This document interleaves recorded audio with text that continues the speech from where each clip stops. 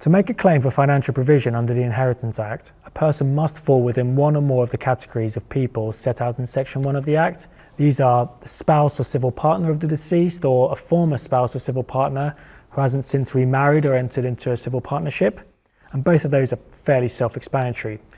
Next is anyone who is in a relationship with the deceased and living as what the Act terms their husband and wife for the whole of the 2 years immediately prior to the deceased's death. While the Act says that it's necessary for the couple to have been living in the same household, recent case laws define that term household quite broadly to accommodate modern family dynamics. Next, you have a child of the deceased, and the definition of child includes illegitimate and adopted children as well as adult children.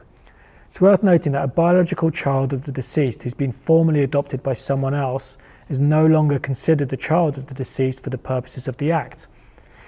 You then have any person who is treated by the deceased as their child, and that's the group into which, generally speaking, stepchildren and sometimes even grandchildren fall.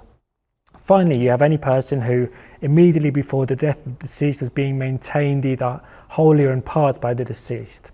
That's essentially a sweep-up provision, and classic examples are unmarried couples who weren't living together, or other relationships, whether family or otherwise, where there's some form of financial dependency. Potentially quite a wide class, and can come into effect, for instance, where the deceased allows a person to live in their property rent-free. Provided a person falls within one of these categories, they're automatically eligible to bring a claim for reasonable financial provision from a person's estate.